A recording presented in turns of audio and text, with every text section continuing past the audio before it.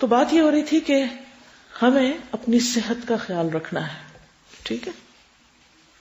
انسان کی تمنائیں بہت ساری ہیں، بے شمار ہیں، جس میں مال، دنیا کی اور رونقیں، زینتیں، کہتے ہیں نا ہزاروں خواہشیں ایسی کہ ہر خواہش پہ دم نکلے.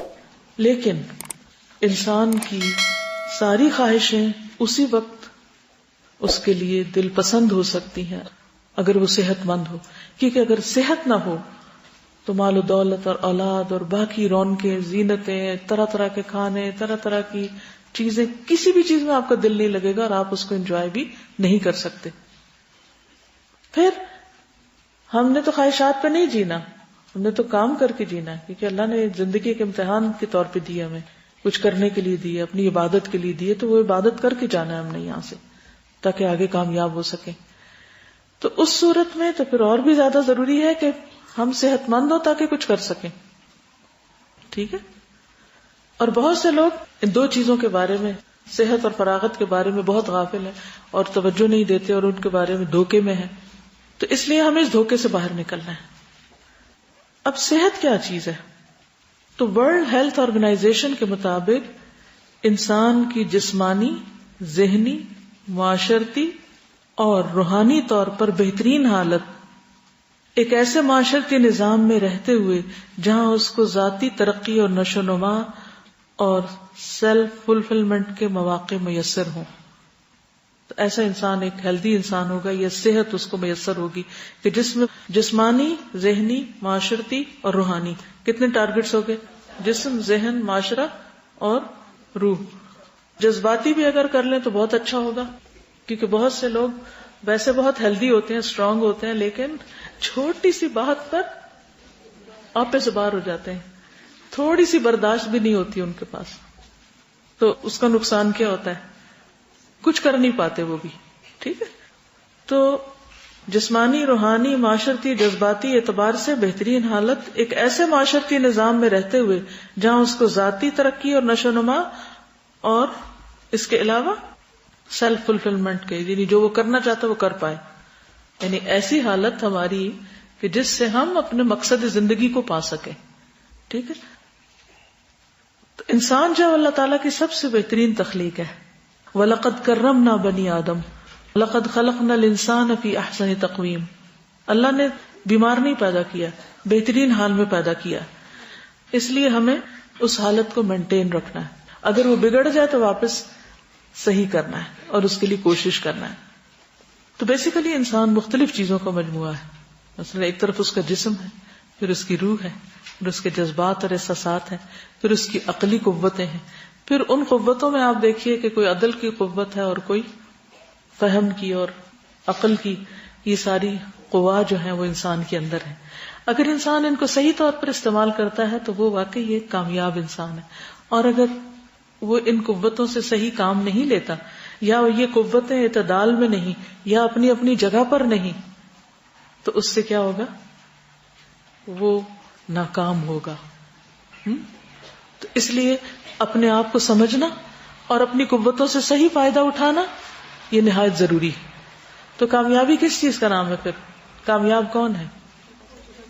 کہ اللہ کی دی ہوئی نعمتوں اور ہماری زندگی، جسم اور جسم کے اندر مختلف جو اللہ نے قوتیں اور صلاحیتیں رکھی ہیں، ان کو آپٹیمائز کرنا، ان سے بہترین اور میکسیمم کام لینا. تو آپ کی سوچ کس چیز کے ارد گرد گھومنی چاہیے کہ میں اس زندگی میں زیادہ سے زیادہ کس طرح پروڈکٹیو ہوں، کس طرح زیادہ سے زیادہ کام کر جاؤں، میں اللہ کی عبادت میں بھی بہترین ہوں، میں لوگوں کے ساتھ معاملے میں بھی اچھا ہوں، میں اپنی ذہنی اور دماغی صلاحیتوں کو بھی بہترین طریقے پر لگا سکوں. ان ساری چیزوں کے اندر ہم نے ایک بیلنس بھی قائم کرنا ہے. تو ایک بہت بڑا ٹاسک ہے. سوچنے سے شروع ہوگا، نا امیدی کی ضرورت نہیں. چل پڑیں گے تو انشاءاللہ کچھ نہ کچھ اچیو بھی کر لیں گے، لیکن سوچ سمجھ، پلاننگ اور پھر کام اور مسلسل اس پر ورک کرنا، اور پھر جو چیز نہ ہو پائے اس پر غور و فکر کرنا، رکاوٹوں کو ہٹانا تاکہ منزل تک پہنچ سکے. السلام علیکم ورحمۃ اللہ وبرکاتہ. استاذہ، ڈی این اے پہ ایک نئی ریسرچ آئی تو اس میں بتایا گیا، جیسے آپ نے ابھی بات کی کہ انسان بہترین حالت پہ پیدا کیا گیا، بتایا جاتا ہے کہ ڈی این اے کے مطابق انسان 1000 سال کے لیے پیدا کیا گیا، لیکن اپنی کیئر لیسنس کی وجہ سے وہ اپنے آپ کو ضائع کر لیتا ہے، صرف اپنی لاپرواہی کی بنا پر، اور صرف خواہشات کی پیروی کرتے کرتے، اور جو اس کی لاپرواہیاں ہیں. حضرت نوح علیہ السلام جیے تھے نا 1000 سال. جی بالکل. کیپیسٹی تو ہے، لیکن ہم تو 50 سال کام کرنے کے قابل نہیں، اور اب تو ماشاءاللہ ینگ لوگ تو بیٹھ ہی نہیں پاتے، وہ کہتے ہیں ہمت ہی نہیں بیٹھنے کی. کیونکہ جب ہم غلط طریقے سے زندگی بسر کرتے ہیں تو آئندہ جنریشن سفر کرتی ہیں، ہمارے آس پاس والے سفر کرتے ہیں. تو کتنا ضروری ہے کہ ہم ان چیزوں پر سوچنا شروع کریں، اور اگر ہم واقعی ایک مسلمان بہترین امت وسط کے طور پر جینا چاہتے ہیں تو ان چیزوں کے بغیر گزارا نہیں، ہمیں سوچنا ہوگا. ٹھیک ہے؟ تو ہماری زندگی کے بہت سے پہلو ہیں، ذہنی، جسمانی، روحانی، جذباتی، معاشرتی. ہم نے ان کے درمیان ایک بیلنس قائم کرنا ہے. ٹھیک ہے؟ اس کے لیے ہمیں رہنمائی تو اللہ تعالیٰ سے لینی ہے، کیونکہ بہترین رہنمائی کرنے والا وہ ہے. نبی صلی اللہ علیہ وسلم نے ہمارے لیے بہترین نمونہ قائم کیا اور بہت سی چیزیں کر کے دکھائیں. اب آپ دیکھیے کہ ہم نے سب سے پہلے آغاز کیا تھا روحانی صحت سے. ٹھیک ہے؟ اب یہ جو روحانی صحت ہے، اس میں سب سے پہلی چیز کون سی تھی؟ قرآن مجید. ٹھیک ہے؟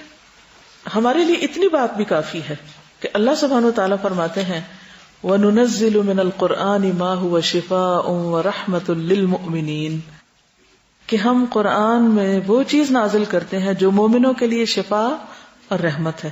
تو قرآن کیا ہے؟ شفا. لیکن یہ آپ کو معلوم ہے کہ اس پر باقاعدہ ریسرچ بھی کی گئی ہے کہ اگر قرآن کا یہ کلیم ہے کہ یہ ایک شفا کی کتاب ہے تو اس سے شفا کیسے حاصل ہوتی ہے؟ تو تحقیقات سے یہ بات سامنے آئی ہے کہ قرآن مجید کی تلاوت کی جو آواز ہوتی یا ویو ساؤنڈز جو ہوتی، ان کی ایک مخصوص فریکوینسی ہوتی اور مخصوص ویو لینتھ ہوتی، فریکوینسی اور ویو لینتھ. اب یہ جو ساؤنڈ ویوز ہوتی ہیں یہ ایک ویو فیلڈ سپریڈ کرتی ہیں، یعنی وہ یہ نہیں ہوتا کہ بس تھوڑی سی کہیں ہوئی اور ختم ہو گئی، کیونکہ ہمارے جو دماغ کے سیلز ہیں وہ مسلسل حرکت میں رہتے ہیں، مسلسل کام کرتے رہتے ہیں. آپ کھا رہے ہو، پی رہے ہو، جاگ رہے ہو، ایون سو بھی رہے ہو تو وہ اپنا کام کرتا رہتا ہے. اب یہ انسان کا جو دماغی توازن ہے، یعنی کہ یہ جو ویوز ہوتی ہیں، ویو فیلڈ سپریڈ جو ہوتا ہے وہ اس طریقے پر ہوتا ہے کہ اس سے دماغ کا ایک توازن بحال رہتا ہے. اس لیے بیک وقت جب سننے، دیکھنے اور بولنے کا کام ہم کر رہے ہوتے ہیں تو ان سب میں کوآرڈینیشن بھی چل رہی ہوتی ہے. اب جب ہم تلاوت کرتے ہیں تو اس تلاوت کی آواز سے ہمارے اندر ایک توازن پیدا ہوتا ہے، یعنی کہ ہمارے جو دماغ ہے اس کے اندر ایک توازن پیدا ہوتا ہے جس سے پھر آگے کئی چیزیں پیدا ہوتی ہیں. یہ بھی کہا جاتا ہے کہ اس سے جسم کے اندر اسٹرانگ امیونٹی پیدا ہوتی ہے. اس امیونٹی سے کیا ہوتا ہے کہ وہ بہت سی بیماریوں سے مدافعت کرتی، جیسے کینسر جیسی بیماری سے بھی مدافعت کرتی. ایکچولی کینسر ہے کیا؟ ڈس آرڈر ان سیلز. تو قرآن مجید کی جو تلاوت ہے یہ سیلز کا جو ڈس آرڈر ہے اس کو ٹھیک کرتا ہے، اس کو آرڈر میں لاتا ہے، ری پروگرامنگ آف سیلز کرتا ہے. جیسے کمپیوٹر میں وائرسز آ جاتے ہیں تو آپ کیا کرتے ہیں؟ اس کو ری فارمیٹ کرتے ہیں. جب ری فارمیٹ کرتے ہیں تو پھر دوبارہ سے اس کا فنکشن صحیح ہو جاتا ہے. تو صرف جو قرآن مجید کی تلاوت کرنا ہے اور اس کی آواز خود سننا، ایک کسی بھی قاری کی آواز میں بھی آپ سن سکتے ہیں، اور ایک یہ کہ خود پڑھ کے سنیں. تو اس کے فائدے کیا کیا دیکھے گئے ہیں؟ سب سے پہلی چیز یہ ہے کہ امیونٹی اسٹرانگ ہوتی ہے، قوت مدافعت بڑھتی، اس سے بیماریوں سے فائٹ کرنے کی صلاحیت پیدا ہوتی ہے جسم میں. پھر یہ بھی کہا گیا کہ تخلیقی صلاحیت میں بہتری آتی، اٹینشن سپین بڑھتا ہے، بیماریوں سے شفا ملتی، اخلاق میں بہتری آتی، اندر سکون پیدا ہوتا ہے، اعصابی دباؤ میں کمی ہوتی ہے، فیصلہ کرنے کی صلاحیت بہتر ہوتی، خوف اور ہیزیٹیشن کم ہو جاتی ہے کیونکہ اندر ایک سکون ہوتا ہے، انسان کے اندر ایک اسٹرانگ پرسنالٹی ڈیولپ ہوتی ہے. مختلف طرح کی جو بیماریاں ہیں جو سٹریس کی وجہ سے پیدا ہوتی ہیں وہ ختم ہوتی ہیں. کئی بیماریاں صرف سٹریس کی وجہ سے ہوتی ہیں. اور پھر بہت سی جسمانی جو ضروریات ہیں ان کو بھی یہ روحانی غذا پورا کر رہی ہوتی ہے. اگر آپ قرآن مجید پڑھ رہے ہوں، جیسے رمضان میں آپ نے دیکھا ہوگا روزہ رکھ کے آپ قرآن مجید پڑھنے لگے تو بھوک کی طرف سے دھیان ہٹ جاتا ہے، یوں لگتا ہے جیسے واقعی یہ غذا مل رہی ہے. تو اب آپ تصویروں سے تھوڑا سا اس چیز کو دیکھ لیجیے. What is the best medicine? Healing by listening to Quran. آگے دیکھیں، neural cell in the brain in state of constant vibration. یہ سیل کی پکچر ہے، کانسٹنٹ وائبریشن میں ہوتا ہے جو نیورو سیل ہوتا ہے. Next. Before the baby is born, his brain cells before vibrating rhythmically in a balanced way. یعنی ان کی جو موومنٹ ہوتی ہے، یہ ان کی وائبریشن ہوتی وہ رینڈم نہیں ہوتی بلکہ ایک ردم کے ساتھ ہوتی. Scientists also discovered that the DNA strap inside each cell vibrates in a certain ways as well. یعنی ان کا ایک مخصوص طریقہ ہوتا ہے، اس کی جو ویو لینتھ ہوتی. یہ برین سیلز کے امیج ہے in which we can see the damaged area appear in red color. مختلف چیزیں ہمارے ان سیلز کو ڈیمیج بھی کرتی ہیں. یہ جیسے میں نے شروع میں ذکر کیا نا کہ ایک فریکوینسی ہوتی ہے اور ایک مخصوص ویو لینتھ ہوتی ہے. جب قرآن پاک ہم سنتے ہیں تو اس طرح کی ویوز بنتی اور اس کے پھر فائدے آگے یہ ہوتے ہیں. یعنی کہ کس طریقے پر ہمارے اندر کا جو سسٹم ہے اس کے اوپر اثر انداز ہوتا ہے قرآن. Just little glimpses. چلیے بس کافی اتنا ہی. تو آپ کو کرنا کیا ہے؟ کس چیز کی عادت ڈالنی ہے آپ نے؟ قرآن کی تلاوت کی. یاد رہے گا کس وقت کرنی ہے؟ اگر آپ کو زیادہ پڑھنے کی ابھی عادت نہیں تو آپ کتنے سے شروع کر سکتے ہیں؟ 3 آیتوں سے. لیکن انشاءاللہ آپ دیکھیے گا صحیح، آپ کھولیں تو صحیح ایک دفعہ. بس کھولنا لازم ہے. اگر کسی دن بالکل بھی پڑھنے کو دل نہیں کر رہا نا تو بھی آپ اتنا اپنے اوپر پابندی لگا لیں کہ میں نے اٹھانا اور کھولنا ضرور ہے، چاہے میں بند کر کے رکھ دوں. لیکن اگر آپ صرف اٹھا لیں گے اور کھول لیں گے نا پھر یہ آپ کو خود ہی کھینچ لے. کھولنا لازم ہے. اس کا اپنے ساتھ عہد کریں، میرے ساتھ نہیں. میں نہیں گناہگار کرنا چاہتی، اپنے ساتھ عہد کریں کیونکہ مجھے یہی طریقہ بتایا گیا تھا اور یہ اتنا افیکٹو ہوا میرے لیے، اس نے بہت بہترین کام کیا. اور اگر کبھی میں نے اس کو کھولا نہیں یا وہ اوجل ہو گیا تو پھر گئی عادت. اتنی تیزی سے چھٹتی ہے کہ مشکل ہو جاتی. جی آپ کچھ کہنا چاہیے؟ بولیے. قرآن مجید جو اثر کرتا ہے انسانی صحت پہ، یہ اس کا ڈائریکٹ ہیلنگ ایفیکٹ ہے جو تلاوت کرنے یا سننے سے ہوتا ہے. اس کے علاوہ جو اس میں گائیڈنس ہے اس پر عمل کرنے سے، جیسے اللہ تعالیٰ نے کچھ کام کرنے کو کہا، کچھ چیزوں سے منع کیا، تو جو اس میں لیجسلیشن ہے اور جو گائیڈنس ہے وہ بھی انسانی صحت کے لیے بہت ضروری ہے. ایون انفرادی طور پر بھی اور معاشرتی برائیوں سے بھی، جیسے شراب نوشی سے منع کیا گیا، قتل سے منع کیا گیا، اسی طرح بے شمار اور جو قوانین ہیں جی زنا سے. تو ہر لحاظ سے شفا ہے. بالکل. یعنی ذہنی اعتبار سے، جذباتی اعتبار سے، جسمانی اعتبار سے. یعنی شفا کی شروع میں ڈیفینیشن ہوئی تھی نا، تو یہ جب قرآن شفا ہے تو وہ ان ساری چیزوں کے لیے شفا ہے. تعلقات میں بھی شفا ہے اور روح اور جسم سب کے لیے. میں تھوڑا سا یہ شیئر کرنا چاہوں گی کہ عموماً ہمیں کوئی نہ کوئی تو شکایت ہوئی رہتی ہے، کبھی کسی سے اور کبھی کسی سے، اور پھر ہمارا دل چاہتا ہے کہ ہم کسی کے آگے نا روئیں اور بتائیں یہ ہوا میرے ساتھ، یہ ہو گیا اور یہ ہونا چاہیے تھا. اور یہ تو عموماً جیسے جیسے وقت گزرتا جاتا ہے تو کچھ لوگوں میں سیلفشنس بہت بڑھتی جا رہی ہے. پہلے پھر بھی کوئی چلو کسی کو دکھانے کی خاطر یہ تھوڑا لسنر بن جاتا تھا، اب کسی کے پاس ٹائم یا اتنا وہ نہیں ہوتا. تو میں نے اتنا اس چیز کو ایکسپیرینس کیا ہے کہ بس جو ہی کوئی غصہ آئے، کوئی مسئلہ ہوئے نا، بس قرآن کھولے نا، اس کو ریسائٹ کرنا شروع کر دیں تو ویسے ہی وہ اس کے ورڈز ایسے ہوتے ہیں، کوئی نہ کوئی آنسر آ جاتا ہے.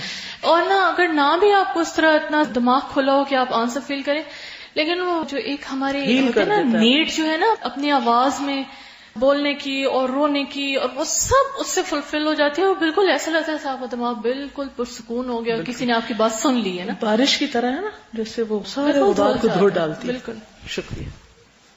جی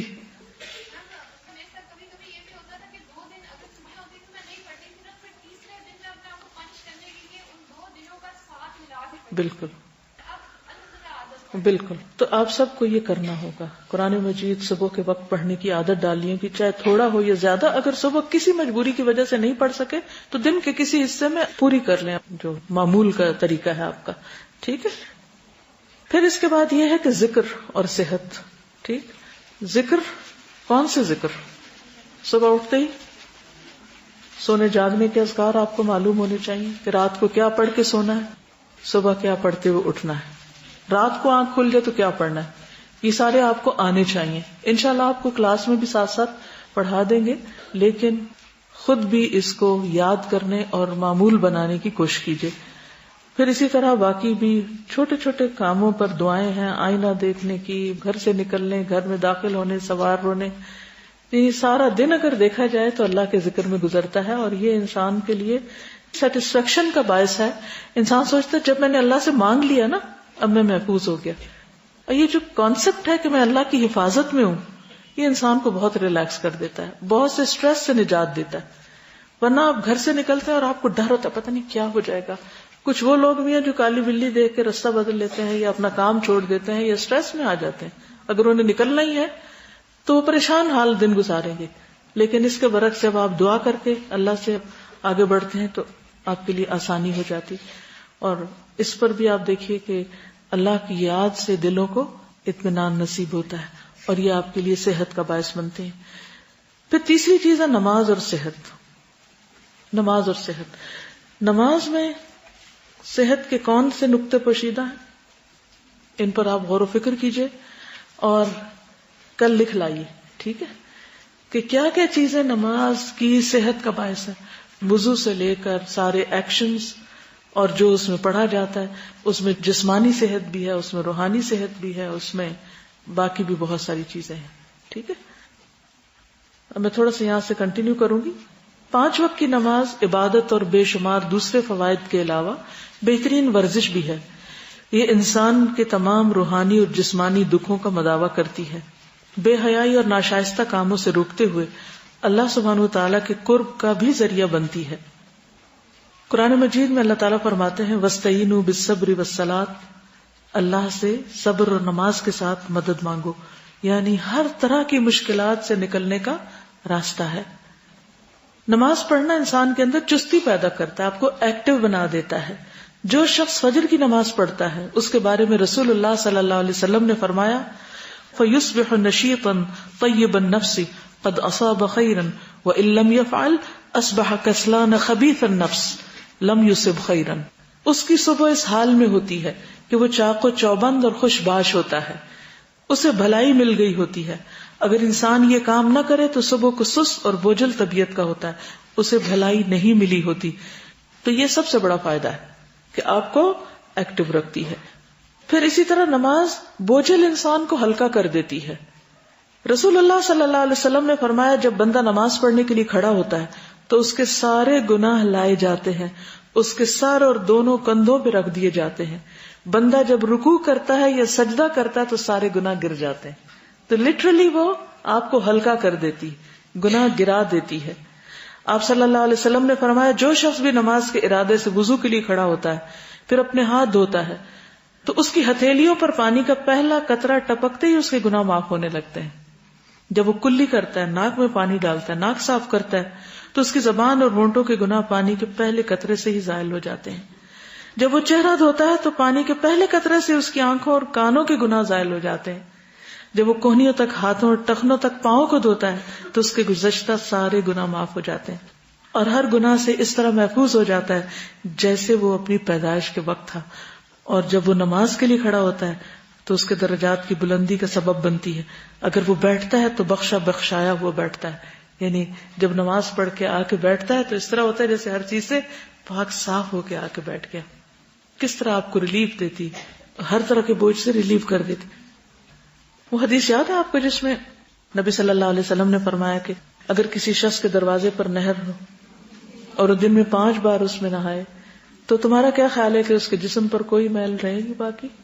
صحابہ نے عرض کیا کچھ بھی باقی نہیں رہے گا. آپ نے فرمایا یہی حال 5 وقت کی نمازوں کا ہے کہ اللہ تعالیٰ ان کے ذریعے سے گناہوں کو مٹا دیتا ہے. گناہ انسان کے رزق میں رکاوٹ بنتے ہیں, گناہ انسان کے لیے بیماری کا ذریعہ بنتے. گناہ انسان کے بہت سے کاموں میں مشکلات پیدا کرتے ہیں, رزق سے محرومی ہوتی. تو اس لیے نماز کے یہ سارے دنیاوی فائدے بھی ہیں اور پلس جو روحانی فائدے تو ہیں. پھر نبی صلی اللہ علیہ وسلم نے اس کو آنکھوں کی ٹھنڈک قرار دیا. نہ صرف یہ کہ بوجھ دور کرتی بلکہ کولنس بھی ہے, باعث سکون ہے. جب اذان کا وقت ہوتا, نماز کا وقت ہوتا, تو اللہ کے رسول صلی اللہ علیہ وسلم فرماتے یا بلال اقم الصلاۃ ارحنا بہا, اے بلال ہمیں نماز سے راحت پہنچاؤ, یعنی اٹھو اذان دو.